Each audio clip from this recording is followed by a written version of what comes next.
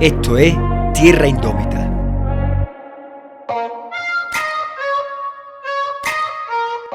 Nos estamos acostumbrando al temor.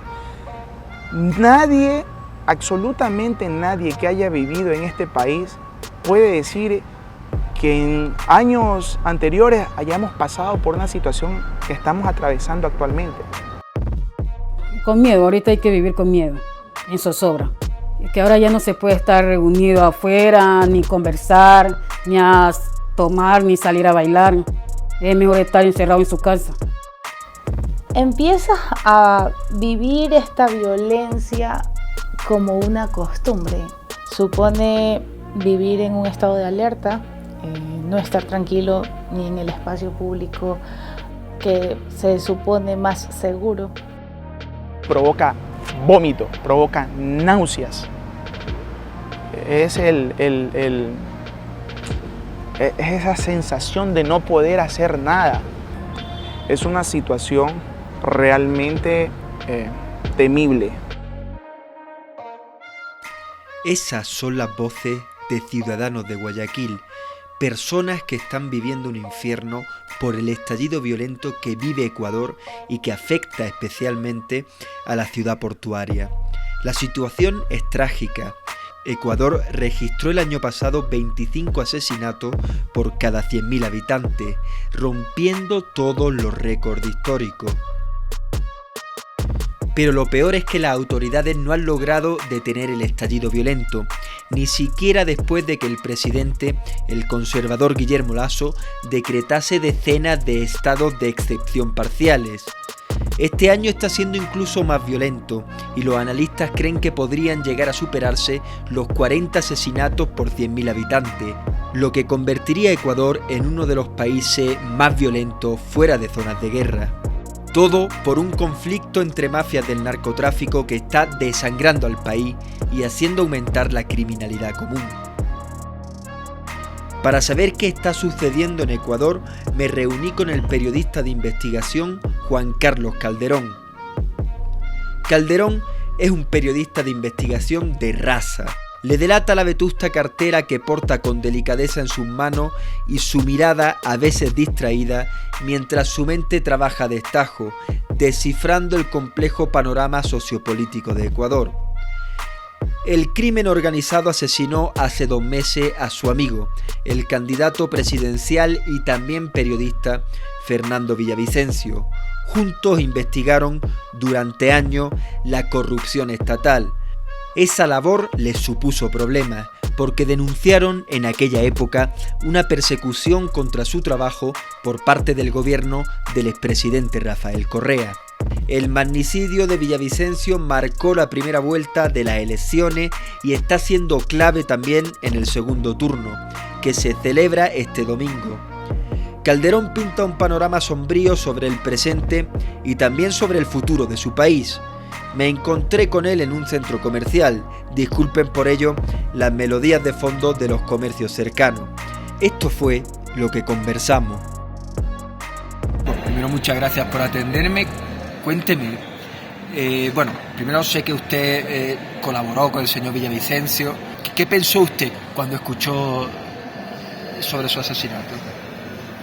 La verdad es que no pensé, no me lo creía y hasta ahora no me lo creo.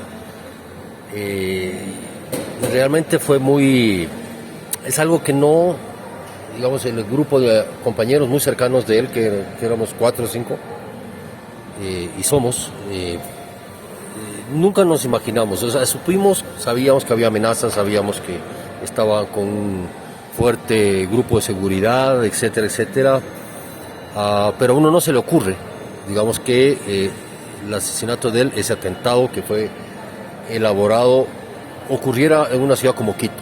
O sea, mi primer golpe de incredulidad fue precisamente, no puede ser si él está en Quito, o sea, él estaba cerca de donde yo estaba yo en una actividad distinta, y yo me entero por Twitter que pone Cristian Zurita, y yo con Cristian me conozco muchos años, trabajamos juntos. Él no va a poner un tweet diciendo mataron a mi amigo para asustar a nadie. O sea, yo ese momento yo creí en ese tweet, pero no sabía qué pasaba. Justo estaba yo con el director de investigaciones de la policía, averiguando sobre otro caso, y ese momento lo llaman a él, o sea, y le dicen que el cuerpo de Fernando estaba en la clínica de la mujer. Y él mismo me dice, le pido que averigüe si está vivo o muerto. Y él averigua y me dice, no, está muerto. Así yo me enteré de la muerte de Fernando. Y él salió hacia el sitio y salió atrás de él, evidentemente. Salí atrás de él con otro compañero y ya pudimos entrar a la clínica. Entonces esa fue como la primera impresión. Es un hecho de que haya sido en Quito, o sea, en el centro norte del corazón de la ciudad, en medio de una enorme protección policial que no funcionó y que a vos no se te ocurre que pueda pasar eso. O sea, su mismo equipo de seguridad decía que ellos cuando iban a provincias bajo amenaza o de problemas en Guayaquil o en Manabí o Los Ríos, ¿no es cierto?, en la campaña, redoblaban la seguridad. Pero que tal vez lo de Quito fue también se hizo en Quito porque se baja la guardia un poco. O sea, en Quito puedes decir, aquí nunca va a pasar nada de esto. Y pasó.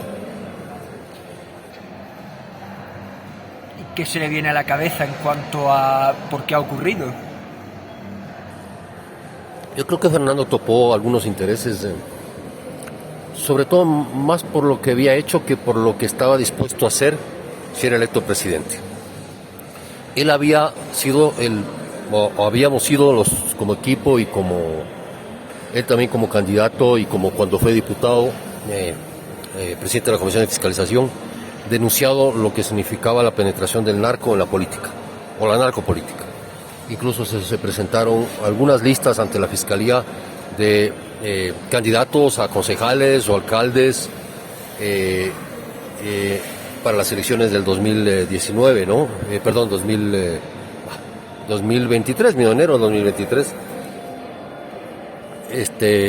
sobre algunas candidaturas muy sospechosas y donde había incluso algunas evidencias.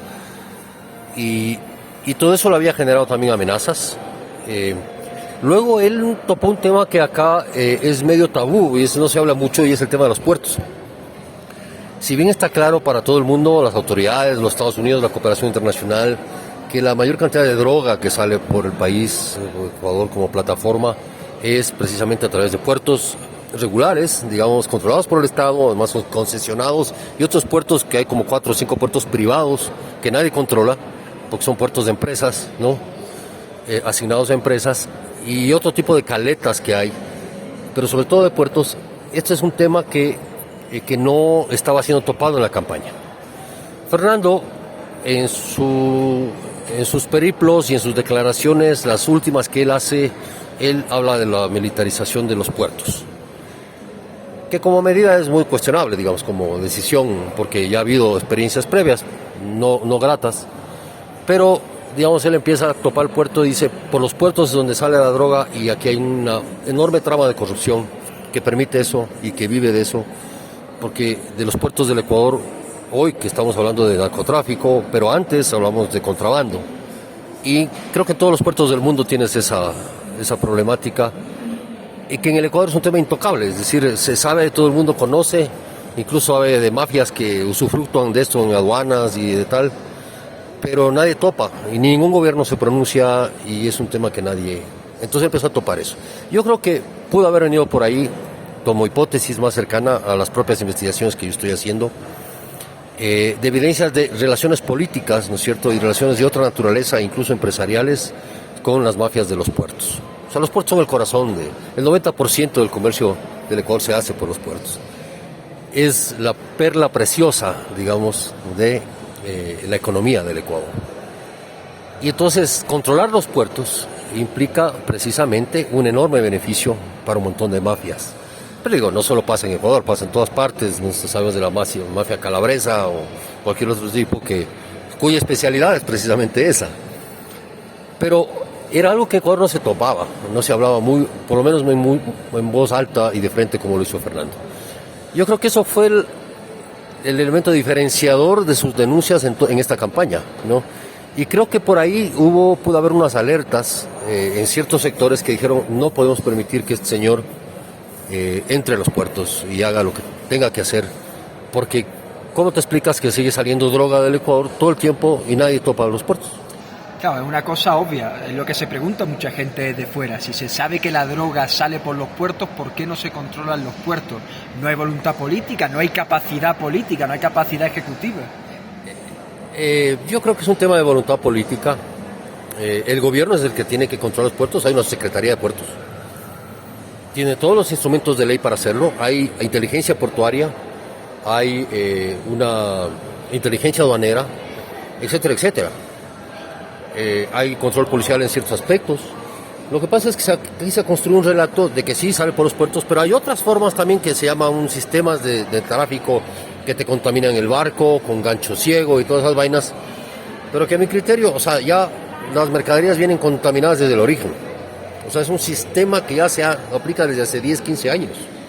Yo he visto casos en mi experiencia profesional de gente, de bananeros que les han contaminado desde hace mucho tiempo. Les contaminaban sobre todo cuando ya no eran los mexicanos sino los colombianos, y hacían esa vuelta y era por los puertos.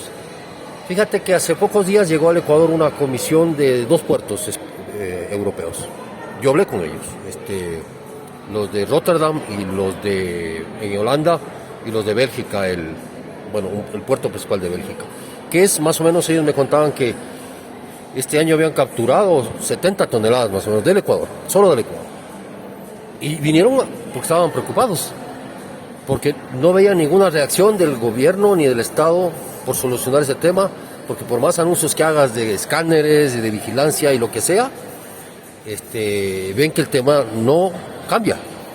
Y tuvieron que venir al Ecuador a tratar de reunirse con las autoridades en una delegación diplomática, además apoyada por la diplomacia de sus países, a decir, bueno, puertos del Ecuador, ecuatorianos, ¿qué está pasando? ¿En qué podemos ayudar para que ustedes se pueda impedir que siga llegando o que salgan de sus puertos la droga, ¿no? Entonces me parece que hay una falta.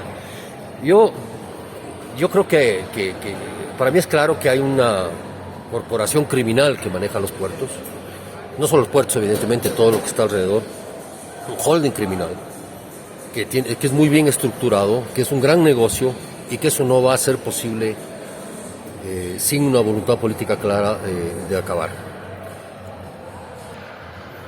El señor Villavicencio denunció precisamente esa infiltración de la mafia en el Estado.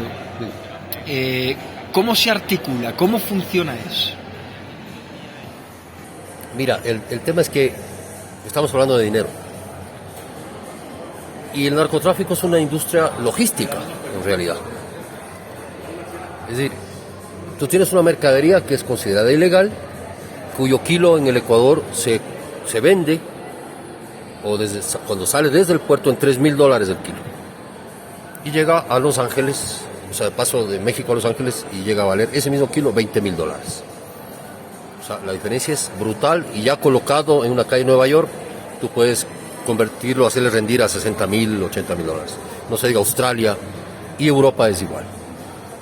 Entonces, aquí el trabajo de ellos el negocio de ellos es procurar, ¿no es cierto?, que esa carga llegue a su destino, cueste lo que tenga que costar, porque el precio tan elevado lo justifica.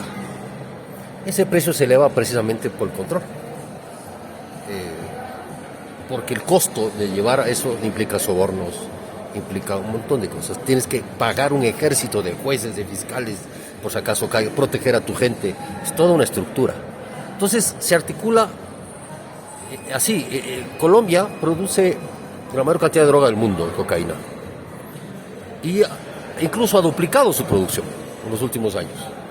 Incluso ha invertido muchísimo los capos del narco en mejorar el rendimiento por hectárea de la hoja de coca. Tienen sistemas hoy que les permiten eso.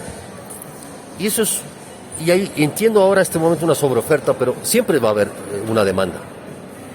Y entonces, como la ruta hacia Estados Unidos se complicó muchísimo, o hay otras formas de entrar, entonces la ruta hacia Europa es la que más rendimientos da, porque tú tienes en Ecuador una enorme ventaja, y es la poca vigilancia. Sí, o sea, ¿por qué no salen del puerto de Callao? ¿Por qué no salen, no, de los propios puertos colombianos? O sea, entonces estoy hablando del Putumayo y de Nariño, ¿no es cierto? Y entonces tienes en los puertos ecuatorianos una ruta súper accesible, tienes una ruta por Galápagos, todas marítimas, ¿no? Y además los puertos. Entonces, lo que hacen los carteles mexicanos que compran acá, hacen las contrataciones, vienen a comprar en efectivo. El dinero entra por avionetas o por carga o por couriers, ¿sí? Porque, digamos, siempre estas transacciones no son vía transferencia, ¿no? O sea, no dejas huella. Y están aquí, sobre todo los mexicanos, y compran a los colombianos y los grupos delincuenciales del Ecuador, los choneros, tiguerones, lobos, son subcontratados, digamos, para brindar otro tipo de servicios adicionales que permitan precisamente el éxito de la logística del negocio. Almacenaje, combustible, transporte, vigilancia armada, sobornos para enceguecer a las autoridades, etcétera, etcétera. Pero esta articulación no tiene sentido si es que no tiene la cooperación de agentes del Estado. Es decir, estos agentes del Estado, que puede ser función judicial, funciones de control, ejército, policía, marina, gobiernos seccionales, etcétera, etcétera. Hay algunos casos sobre vinculaciones directas de alcaldes donde prestan los recursos de la alcaldía para almacenaje, por ejemplo. No tendría su éxito como los tiene si es que no existiera esta cooperación. Ese es el gran problema. O sea, la cooperación internacional tiene muchas dudas, sobre todo, por ejemplo, de la capacidad depurativa de la Policía Nacional. Tiene muchísimas dudas. Y la propia policía se ve abocada a que un sistema de justicia, ¿no es cierto?, que hay leyes muy prodelincuenciales en el Ecuador, de favorables al reo, etcétera, etcétera. Por ejemplo, la justicia ordenó ayer que 232 policías que habían sido acusados de una serie de delitos vinculados al tema y otros delitos sean reincorporados y además damnificados. O sea... Sí, como que el Estado le ha hecho al final... Sí, el daño y eso. Y la policía no puede sino acatar la orden de un juez. Entonces yo creo que uno de los problemas centrales es esta articulación también, por ejemplo, a través de órganos judiciales que permiten este tipo de cosas. Los grandes capos del Ecuador han salido libres y han visto reducidas sus penas precisamente en jueces que después han tenido que salir corriendo, pero que finalmente ya se ganaron su plata y ya hicieron lo que tenían que hacer. Porque desafortunadamente las decisiones de estos jueces, como son constitucionales, y por ejemplo tienes un habeas corpus, que es un derecho constitucional y humanitario, aplicado a los capos del narcotráfico, no puedes reverlos, ¿sí? Puedes sancionar al juez y destituirlo, pero el acto está hecho. Ese tipo de cosas suceden, entonces se articula de esa manera. Entonces tú lo que tienes es un país que cada vez sirve con mayor, o sea, coloniza cada vez más al Estado, ¿sí? Pero además tiene en su territorio ya cerca de 80 toneladas, que son cifras comerciales, que se consumen dentro del Ecuador y que está en control de las mafias. Entonces todos estos grupos, que se cuentan por miles sus miembros, no hay número, pero están armados, están organizados en células, en grupos, repartidos en los territorios, tienen una enorme cartera de actividades vinculadas a esos territorios. Digamos, y hay una cifra que se maneja desde la policía, aunque todavía estamos averiguando cómo llegan esos datos, de 15.000 hombres y mujeres vinculados al grupo Los Choneros, por ejemplo, que es el que controla las cárceles en este momento. Este grupo, digamos que tiene 15.000, fuera de las cárceles. Ellos no reciben un cheque pues al final del mes, o sea, sí. ellos es un ejército que tiene que ser mantenido. Y por eso se van generando otro tipo de actividades de delitos donde la población entra de rehén y aparecen las extorsiones, aparecen las vacunas, aparecen, etcétera, etcétera, porque al final del día tienes que tener un montón de recursos, ¿cierto?, para financiar ese tipo de actividades. Así funciona. ¿Qué efecto tiene en la calidad de la democracia de Ecuador? Pues la verdad es que yo no creo que el Ecuador viva una democracia.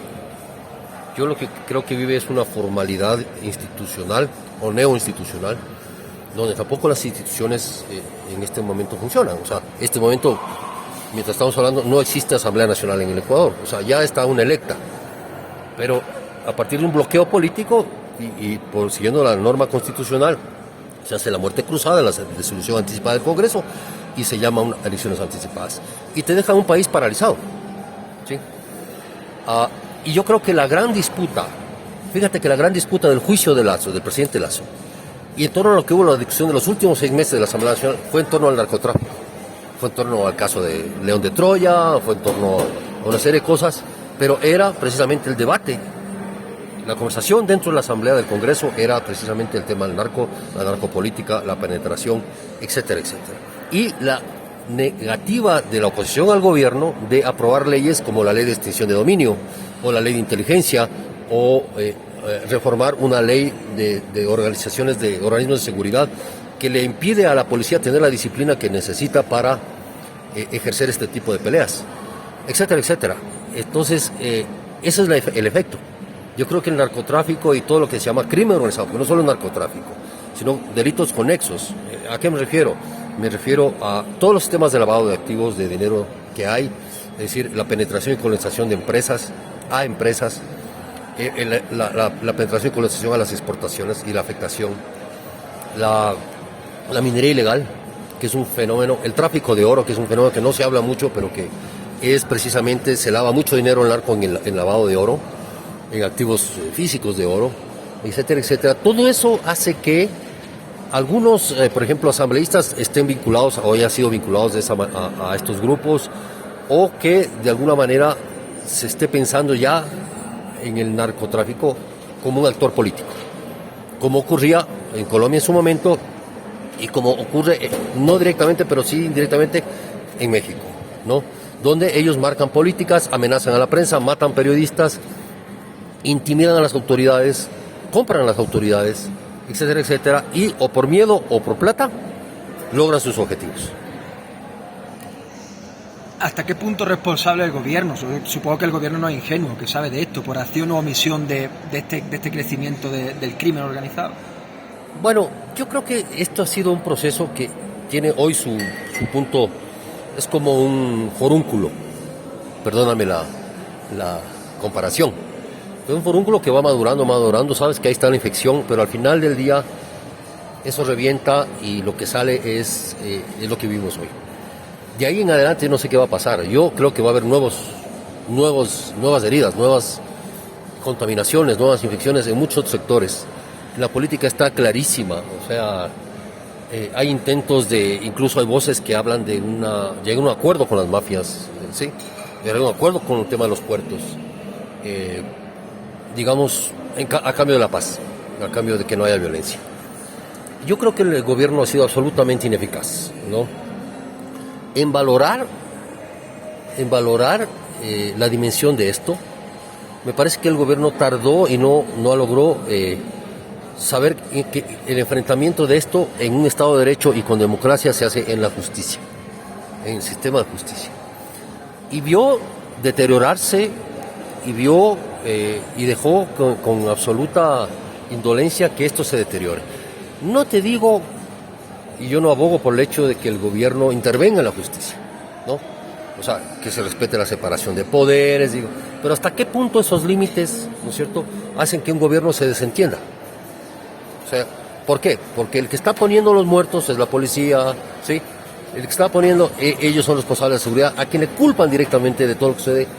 A la gente no le importa el hecho que un juez los liberó. ¿Qué dice la gente? El gobierno.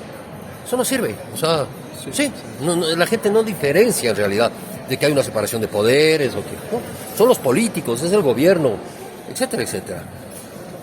Y entonces le faltó hacer pedagogía, le faltó hacer presión pública, le faltó insistir, ¿no es cierto?, sobre el tema de la justicia, los fiscales, la propia Policía Nacional.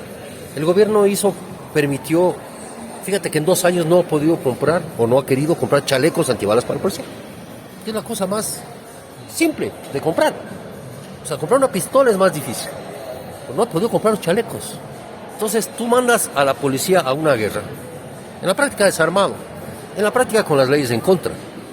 Es decir, un policía que dispara y mata a alguien, o sea, entra en un proceso, como debe ser, de investigación. Pero lo que tú tienes también al lado es un ejército de funcionarios de la justicia que están vinculados a proteger a los delincuentes. Y yo lo que digo es que el gobierno ha sido muy permisivo.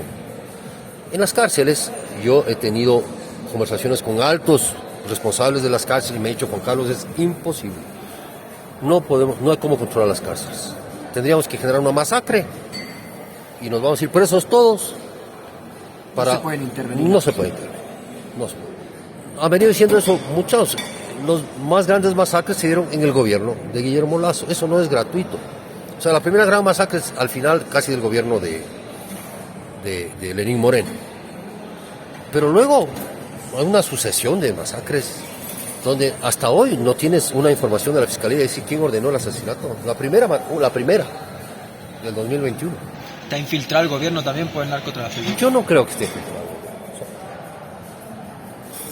Yo lo que creo es que el gobierno no tiene, o sea, el Estado no tiene una política criminal, no la tiene escrita.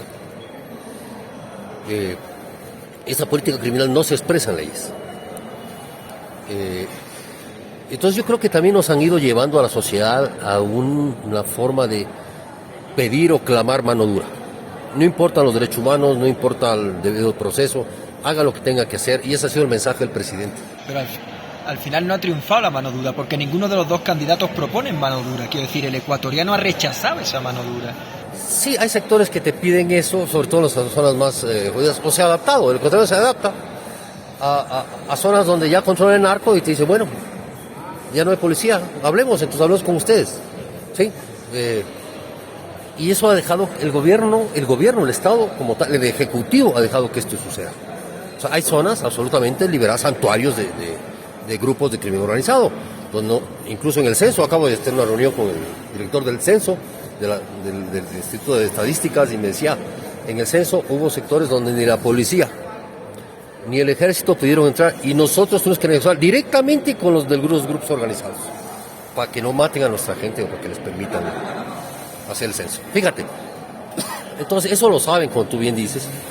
El tema es que hay son demasiado pusilámines en el sentido de el Estado es el que te impone la ley, no son los otros los que te imponen la ley.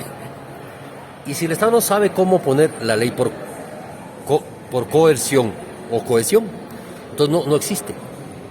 Entonces yo sí creo que hay un problema de liderazgo, no solo del presidente obviamente, sino de los responsables de las cabezas de las instituciones del Estado.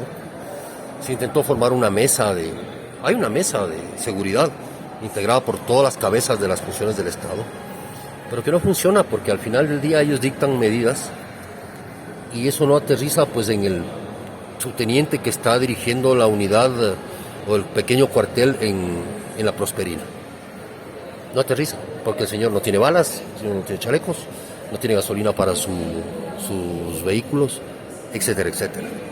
Este fin de semana fueron asesinados 7 de los detenidos por el asesinato de Villavicencio, y tras la declaración de un testigo protegido, el señor Zurita dijo que ese testigo protegido había apuntado a Rafael Correa como el líder intelectual del asesinato. ¿Qué piensa usted de esto? Primero, me parece que el asesinato de estos autores del asesinato de Fernando es absoluta responsabilidad del presidente Guillermo Lasso. Lo digo con todas las letras, no digo que él los mandó matar, no. Lo que digo es que estaban en manos del Estado. La SNAI, que es el organismo que controla las cárceles, depende directamente del presidente de la República, ni siquiera es un ministerio, sí, es un ministerio del presidente de la República. Depende de la presidencia. Y hasta ahora no dan pie con bola. Entonces, esa fue la demostración crasa, brutal, de la absoluta falta de control del Estado de las cárceles. Y a mí ya me sembró muchas dudas sobre cómo en manos... Es muy simple. Son autores de un crimen atroz, de un magnicidio, de un candidato presidencial. No se matan a uno, no se matan a los 6. Esto no es muy sencillo. Entonces, han matado a uno. matan a 6 y uno más en otra cárcel. Y después salen con una serie de justificaciones diciendo, no nos hicieron caso. No nos hicieron caso. ¿Qué clase de presidente es el que dirige en la práctica un organismo de control de las cárceles y te dice, es que no nos hicieron caso? Simplemente no existes como autoridad, ¿sí? Entonces, con eso se silencia absolutamente, ¿sí? Los hechos de todo. Asoma un testigo que la cosa más rara del mundo, todas sus características son filtradas inmediatamente a la prensa. ¿Dónde se te ha ocurrido en la vida? ¿En qué país? Sí, que lo que le faltó fue decir el nombre. Sí, así, no, dijeron el nombre, incluso dónde vive y quiénes son sus familiares. Lo publicaron. ¿Sí? La propia fiscalía pone sus siglas. ¿Qué hicimos los periodistas? Yo lo publiqué, por cierto, obviamente el nombre, nada de eso, pero ¿qué hicieron otros colegas que tienen menos escrúpulos? Porque es penado, de darle identidad. Pero la fiscalía pone las siglas de sus nombres. ¿Sí? No tenía necesidad de eso.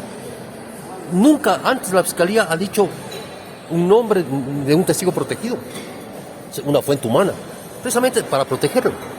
Pero es la propia fiscalía en un comunicado oficial la que sale a poner siglas.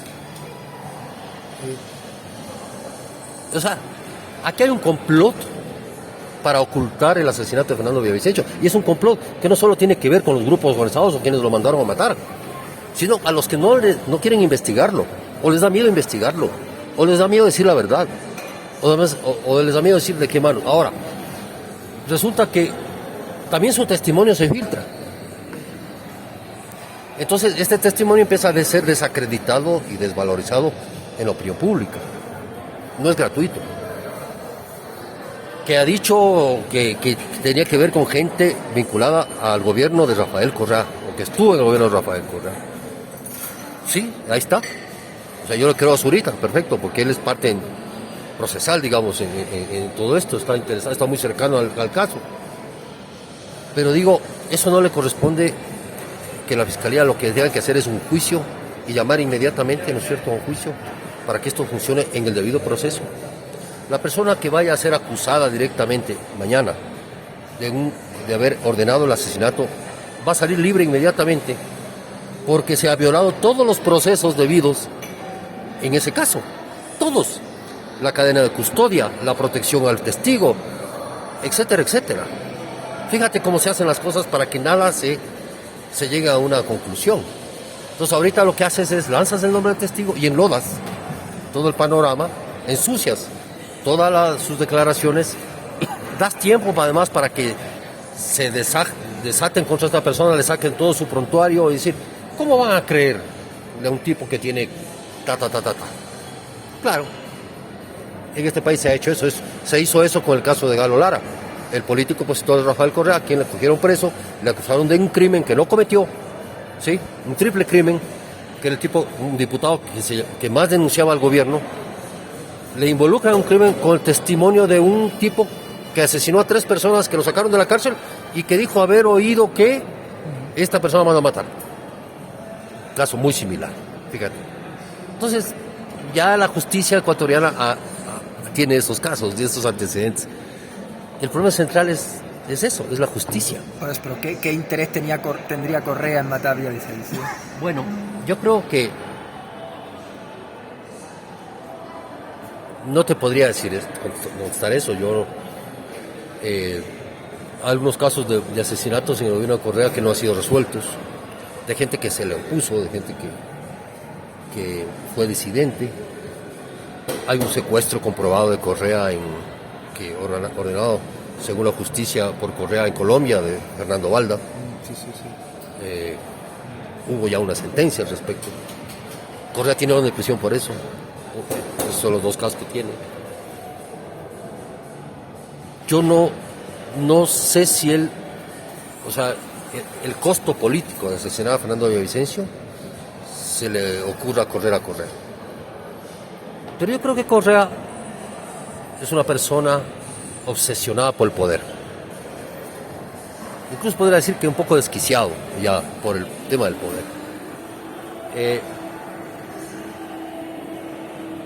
Entonces, yo no creo que un tipo así de una orden de matar.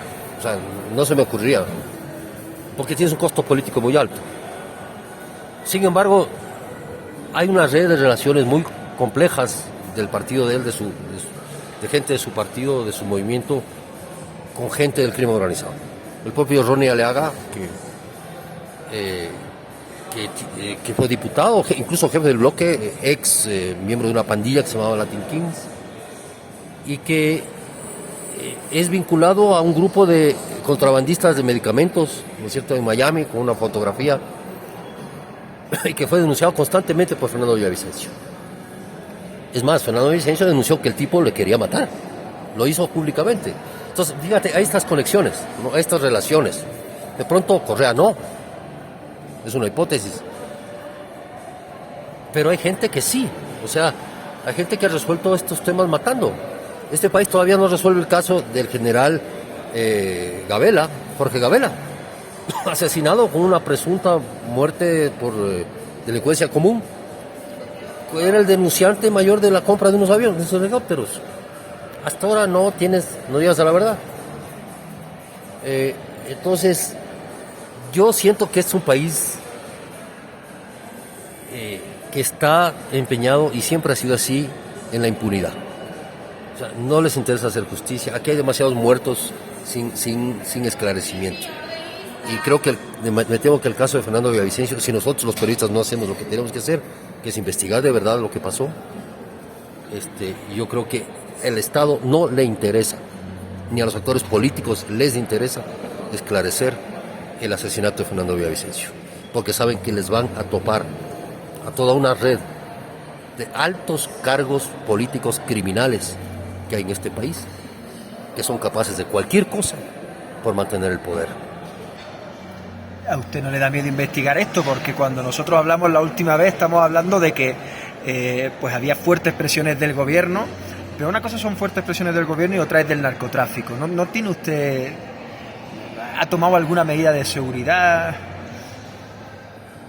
No, o sea, uno siempre tiene temor. Va a la mujer de uno que no se meta en eso.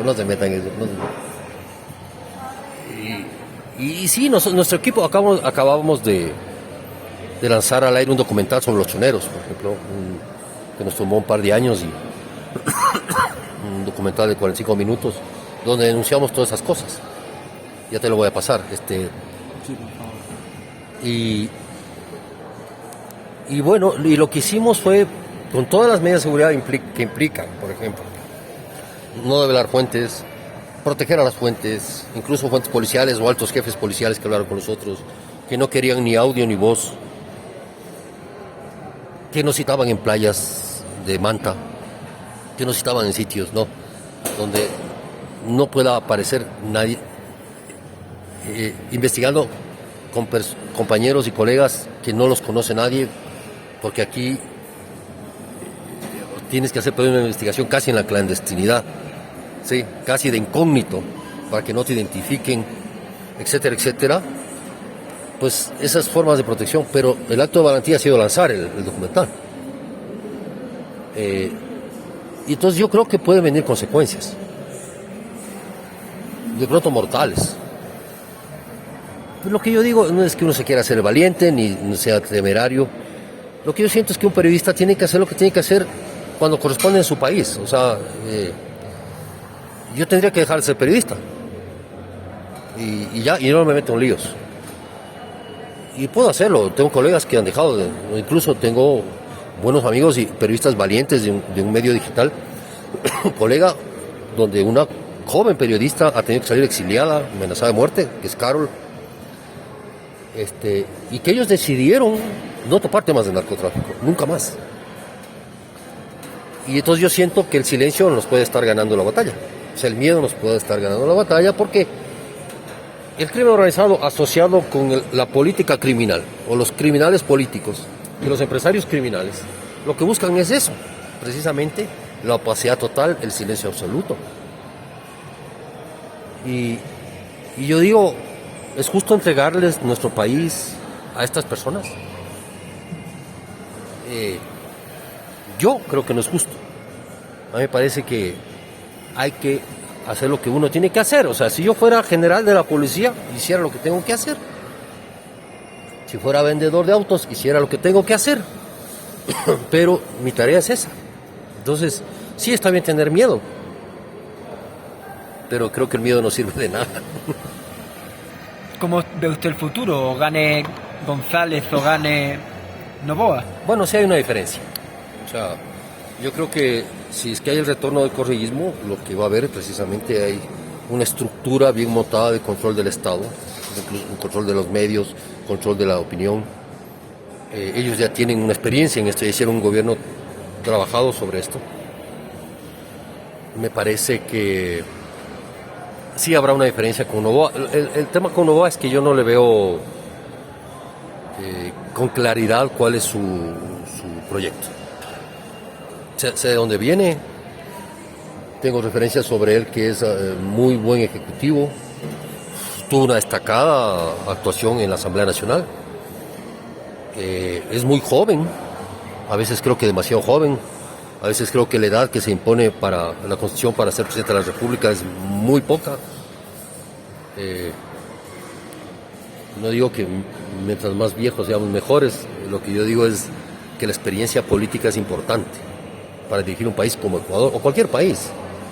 Entonces ya hemos tenido experiencias de bisoños que por primera vez se han sentado en la silla y se han enamorado de la silla y han hecho todo lo contrario a lo que ofrecieron hacer. Gente que han vendido como un valor la inexperiencia.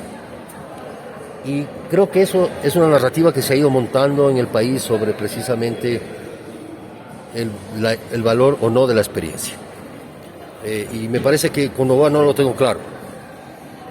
Con el correísmo sí lo tengo claro. Y por eso a mí me da más miedo el correísmo, evidentemente, que es una certeza. O sea, vos sabes que con el correísmo vas a entrar al infierno. ¿Sí? Con Noboa no lo sabes. Yo prefiero no saberlo, la verdad, a saberlo.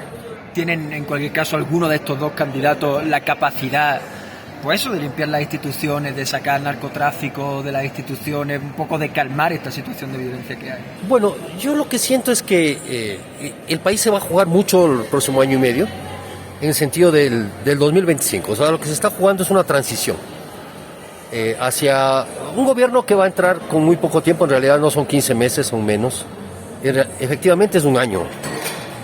Es un año, y porque enseguida ya entras al 2024, estás a puertas, tendrás un año efectivo con un presupuesto prorrogado. No tienes posibilidad de aprobar un presupuesto para tu gobierno, para esa corta administración, y los problemas estructurales no los vas a poder resolver. Tal vez si el gobierno hiciera algún gesto muy fuerte, muy violento para dar un giro, podría tener efectividad en este corto tiempo. Hemos tenido casos de gobiernos exitosos en el Ecuador de año y medio, 2 años de duración, en el siglo pasado, a inicios del siglo pasado. Pero era un país menos complicado, digamos, ¿no? Y tienes el gran elemento que es el dinero del narcotráfico. O sea, yo creo que el problema central es una economía criminal paralela que funciona, que permite que los centros comerciales estén abiertos, llenos y consumiendo, y que permite que haya un enorme flujo que está por fuera del control de las autoridades. Y esto, y creo que eso no lo van a poder resolver, porque yo no lo veo. El país tiene que decir si va definitivamente a entrar en una economía criminal o no. O sea, yo me temo que mucha gente cree que es posible, incluso que es tentadora.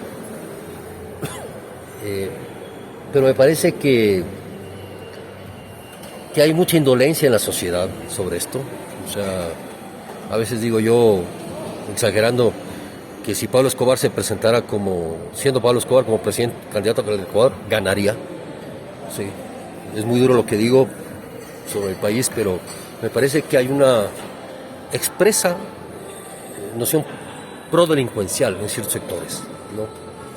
Y hay una cultura que te permite victimizarse, justificar cualquier cosa, ¿sí? Justificar cualquier cosa y sobre todo justificar a los victimarios.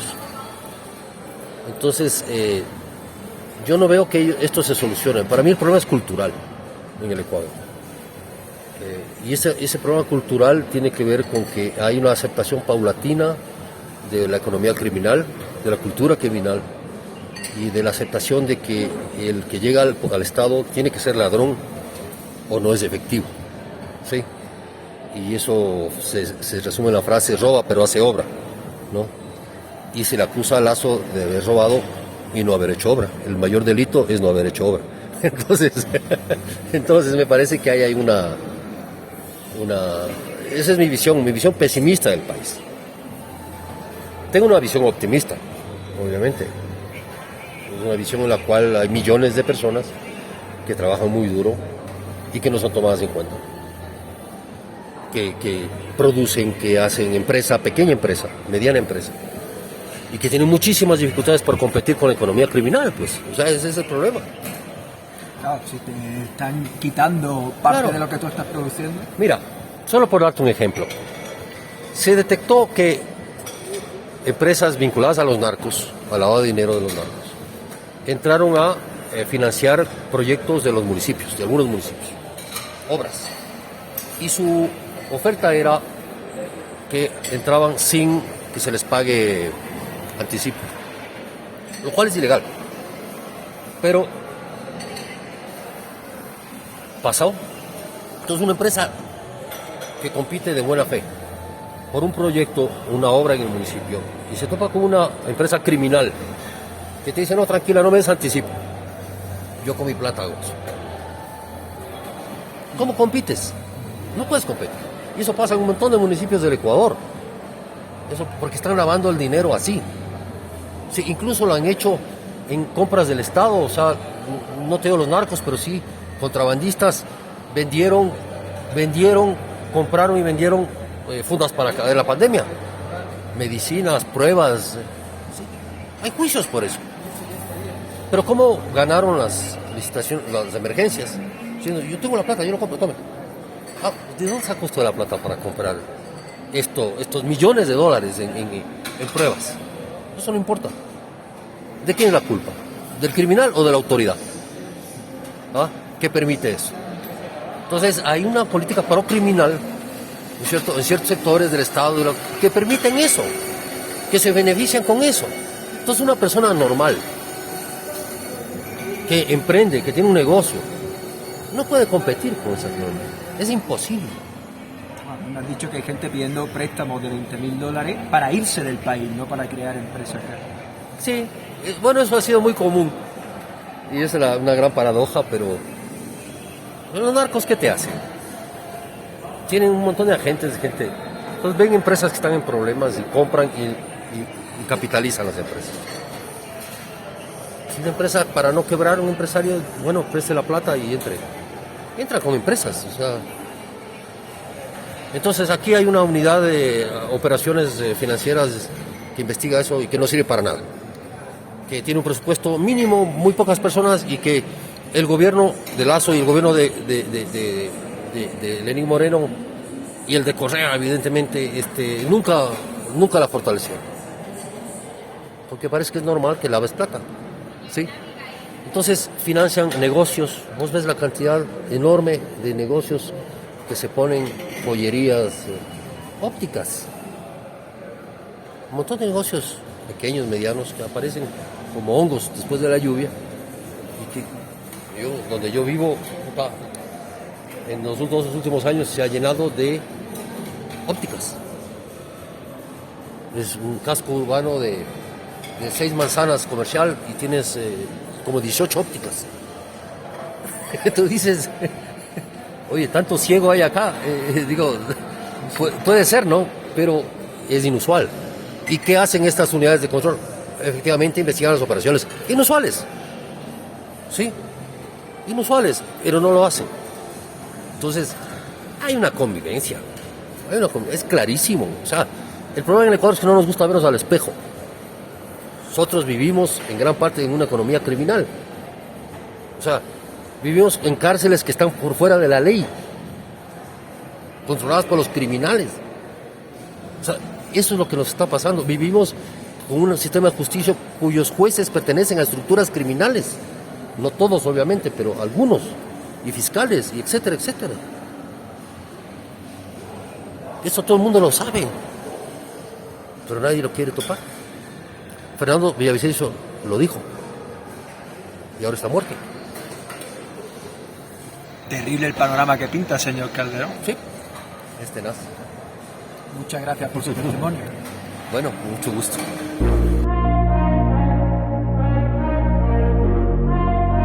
Gracias por estar ahí y hasta un próximo episodio.